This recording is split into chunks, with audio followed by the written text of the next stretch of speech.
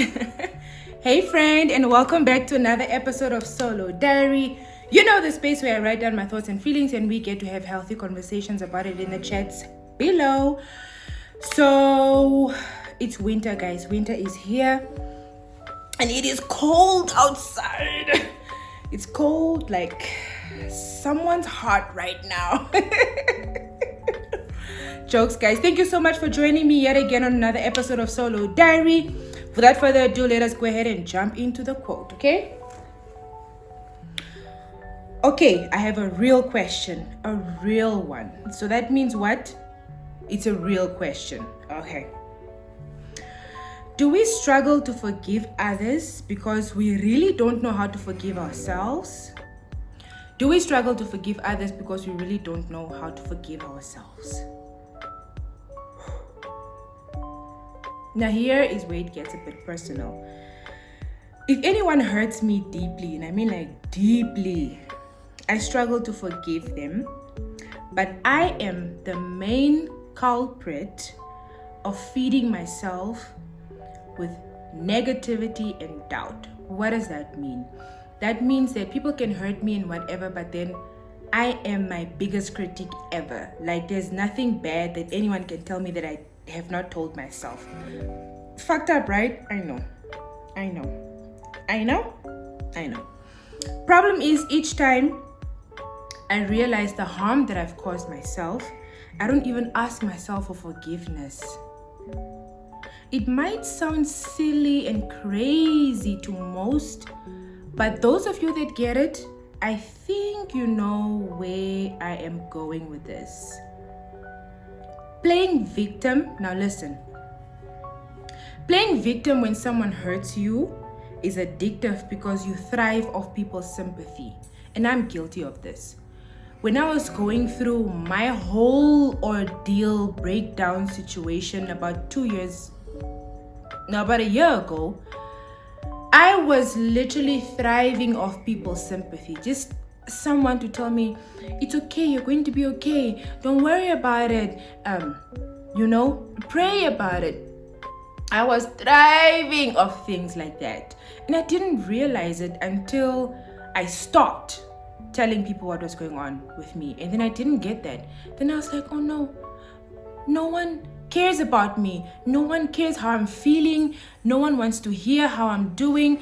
But then it's just that whole thing of playing victim and me avoiding my feelings and not feeling what it was that I was feeling at the time, and recognizing it and saying, okay, this is what I'm feeling and this is how I should deal with it.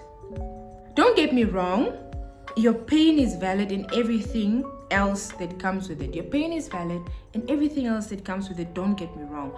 But what I'm saying is, knowing how to forgive, love, and comfort yourself will allow you to do the same for others. And at the end of the day, it all stems down to that. You need to know, you need to be able to forgive yourself. You need to learn how to forgive yourself. Guys, it's really cold, man. Let me just quickly take a sip. I'm sorry, 1 second. Oh, you guys can see here. Aries! What's up with y'all? What's up with y'all?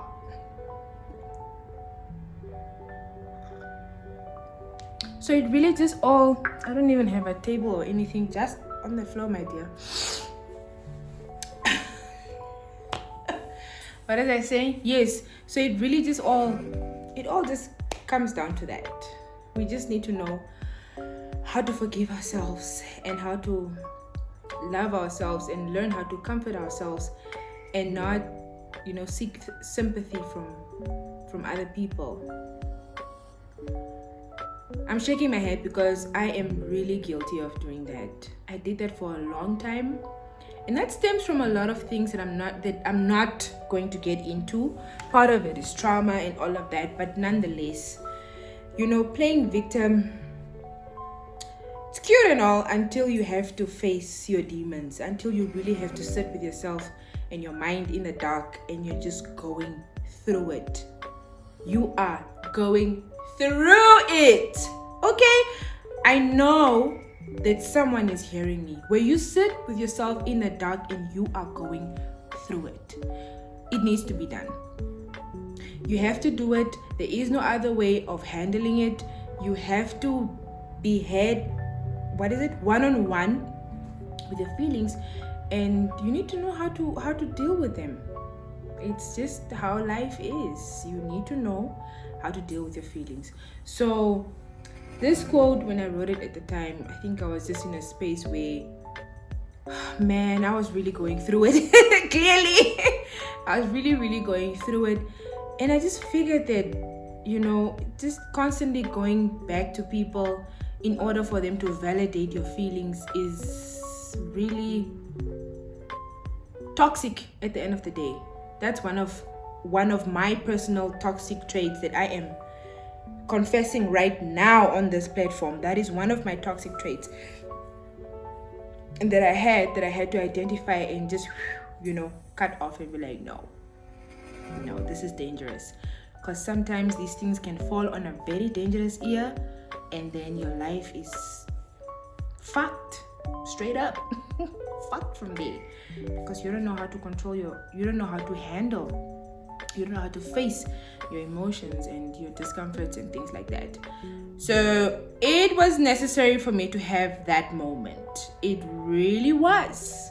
So please comment down below. Tell me what you guys think about this whole situation of going one-on-one with yourself. Going toe-to-toe with someone else, it's nice because it's competition, but then going one-on-one with yourself is kind of tricky. So please let me know, like, how do you handle your emotions when it comes to, when you have that conversation with yourself in the dark, when it's just you versus you. Like, how do you handle those things? What do you tell yourself in those moments when you are just completely broken? And I mean, when you have reached your version of rock bottom, how do you handle that? Please comment below.